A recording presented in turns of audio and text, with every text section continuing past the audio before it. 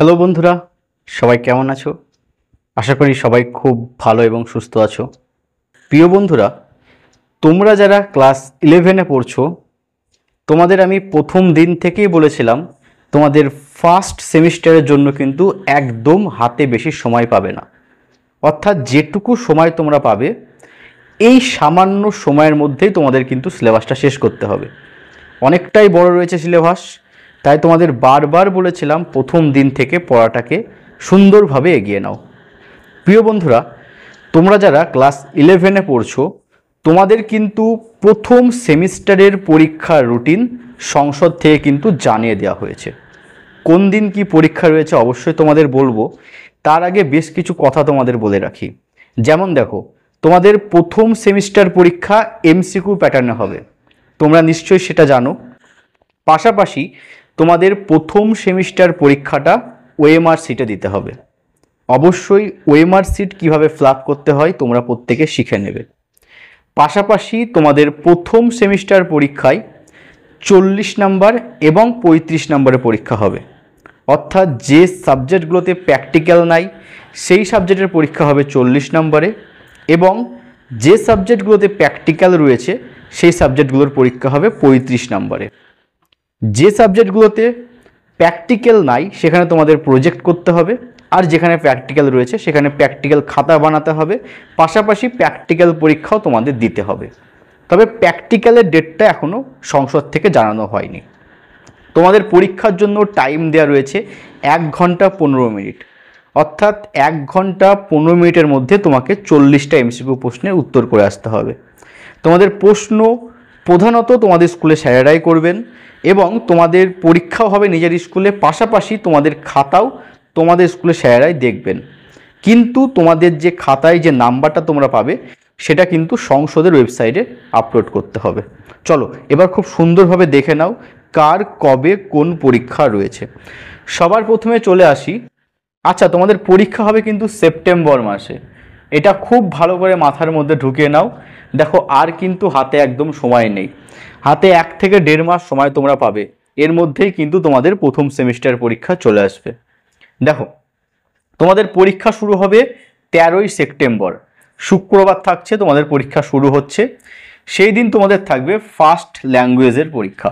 অর্থাৎ যার যেটা ফার্স্ট ল্যাঙ্গুয়েজ রয়েছে, কারোর বাংলা, কারোর ইংলিশ, কারোর উর্দু, কারোর হিন্দি, কারোর নেপালি, যার যেটা ফার্স্ট ল্যাঙ্গুয়েজ রয়েছে সেই সাবজেক্টের পরীক্ষা প্রথম দিন তোমাদের দিতে হবে।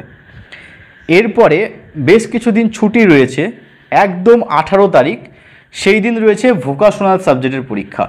যাদের ভোকাশনাল সাবজেক্ট রয়েছে তারা ভোকাশনাল সাবজেক্টের পরীক্ষাটা দেবে। এবং তার পরের দিন 19 তারিখ রয়েছে তোমাদের সেকেন্ড ল্যাঙ্গুয়েজ পরীক্ষা। যার যেটা সেকেন্ড ল্যাঙ্গুয়েজ রয়েছে সে সেই সাবজেক্টের পরীক্ষা দেবে। বেশিরভাগ ছেলে মেয়ের সেকেন্ড ল্যাঙ্গুয়েজটা হয় ইংলিশ, অর্থাৎ এই দিন তোমরা ইংলিশ পরীক্ষা দেবে। এবার কিন্তু আর একটাও ছুটি নাই, পর পর তোমাদের পরীক্ষা চলবে। দেখো, 19-এর পরেই শুক্রবার 20 তারিখ রয়েছে তোমাদের ইকোনমিক্স, অ্যানথ্রোপোলজি এবং এআই এর পরীক্ষা, আর্টিফিশিয়াল ইন্টেলিজেন্স পরীক্ষা। এরপরে স্যাটারডে শনিবার তোমাদের রয়েছে ফিজিক্স পরীক্ষা, নিউট্রিশন, এডুকেশন অথবা অ্যাকাউন্টেন্সি, যার যে সাবজেক্টটা রয়েছে সে সেই সাবজেক্টের পরীক্ষা দেবে। মাঝে রবিবার ছুটি রয়েছে। চলে আসি সোমবার 23 তারিখ। সোমবার তোমাদের পরীক্ষা রয়েছে computer science, modern computer application, ENVS অর্থাৎ এনভায়রনমেন্টাল সায়েন্স, ফিজিক্যাল এডুকেশন এবং মিউজিক আর ভিজুয়াল আর্ট। একটা কথা বলে রাখি, যাদের মিউজিক এবং ভিজুয়াল আর্ট রয়েছে তারা কিন্তু পরীক্ষার জন্য 45 মিনিট সময় পাবে, আর বাকি পরীক্ষার জন্য 1 ঘন্টা 15 মিনিট সময় থাকবে।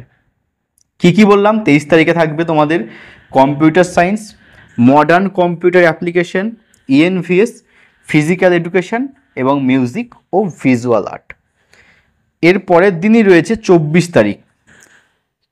তারিখ তোমাদের কি পরীক্ষা রয়েছে সেই দিন রয়েছে স্ট্যাটিস্টিক্স, সাইকোলজি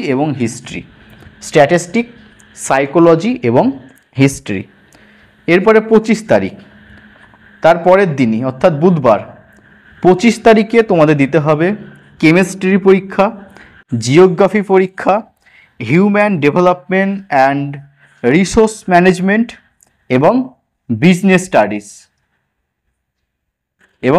স্টাডিজ এই বিষয়গুলোর পরীক্ষা দিতে হবে। 26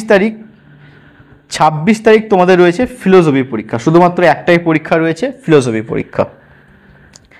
27 তারিখে বেশ কিছু পরীক্ষা রয়েছে, যেমন ম্যাথ, এগ্রিকালচার, জার্নালিজম এবং মাস কমিউনিকেশন, পাশাপাশি সংস্কৃত, অ্যারাবিক, যার যে সাবজেক্টটা রয়েছে সেই সাবজেক্টের পরীক্ষা দেবে। 27 তারিখের পরে রয়েছে 28 তারিখ শনিবার, সেই দিন তোমাদের রয়েছে biology exam, pol science exam এবং কাস্টিং অ্যান্ড ট্যাক্সেস, যার যে সাবজেক্টটা রয়েছে সেই সাবজেক্টের পরীক্ষা দেবে। এবং তারপরে রবিবারের পর একদিন ছুটি দিয়ে সোমবার তোমাদের পরীক্ষা থাকছে। সেই দিন তোমাদের cyber security, artificial intelligence, data science, sociology এই সাবজেক্টের পরীক্ষাগুলো রয়েছে। অর্থাৎ যার যে সাবজেক্টে যেদিন পরীক্ষা রয়েছে তাকে সেই সাবজেক্টে কিন্তু পরীক্ষা দিতে হবে। তবে একটা জিনিস মাথায় রাখবে, পরীক্ষা হবে কিন্তু এমসিকিউ প্যাটার্নে। এবার যে ভুলটা তোমরা করবে তার আগেই তোমাদের সচেতন করে দিই।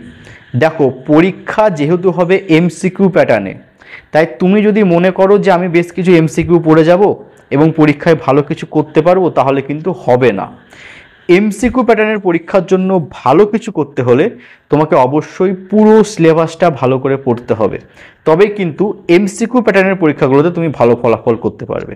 তাই বারবার বলছি, এই যে 1 মাস সময় রয়েছে, নিজেকে গুছিয়ে নাও, একটা রুটিন মেনটেন করে প্রতিটা বিষয় একটু ওপর পড়ে নাও ভালো করে, এবং যে জিনিসগুলো একটু মনে হচ্ছে তোমার পরীক্ষায় প্রশ্ন আসতে পারে বা ইম্পর্টেন্ট যে জিনিসগুলো রয়েছে সেইগুলো একটু আন্ডারলাইন করে মনে রাখার চেষ্টা করো। দেখো, এমসিকিউ প্যাটার্নের পরীক্ষা, তোমাকে কিছু লিখতে হবে না, তাই বানান পড়তে হবে এরকম কিছু ব্যাপার নাই, বা তোমাকে সেই জিনিসটা মনেই রাখতে হবে, ওই নামটাই মনে রাখতে হবে, সেটাও কোনো ব্যাপার নেই। তোমাকে কি করতে হবে, পরীক্ষার সময় 4টে অপশনের মধ্যে সঠিক অপশনটা নির্ণয় করতে হবে। এর জন্য তুমি যে কোনো পদ্ধতি অ্যাপ্লাই করতে পারো মনে রাখার জন্য, প্রচুর পদ্ধতি রয়েছে মনে রাখার। সরাসরি তুমি মনে রাখতে পারো বা কোনো ক্লুর সাহায্য মনে রাখতে পারো। তো যেভাবেই হোক তোমাকে সেটা মনে রাখতে হবে, সেই পদ্ধতি অবলম্বন করে পড়াশোনা করো, দেখবে তোমার পুরো বিষয়টা গোছানো হয়ে যাচ্ছে এবং পরীক্ষাতে তুমি ভালো ফলাফল করতে পারবে। একটা জিনিস বলে রাখি, তোমাদের এই নাম্বার কিন্তু পরবর্তী সময় যোগ হবে, এই কারণে প্রতিটা পরীক্ষার কিন্তু গুরুত্ব রয়েছে, পাশাপাশি প্রতিটা সেমিস্টারের গুরুত্ব রয়েছে, এবং তোমাদের প্রতিটা সেমিস্টার অবশ্যই খুব ভালো করে দিতে হবে, তবেই কিন্তু ফাইনাল মেরিট লিস্টের ক্ষেত্রে ভালো ফলাফল করতে পারবে বা নিজের একটা জায়গা করে নিতে পারবে। চলো বন্ধুরা, তো আজকের মতো আসি, সবাই ভালো থেকো এবং মন দিয়ে অবশ্যই পড়াশোনা করো।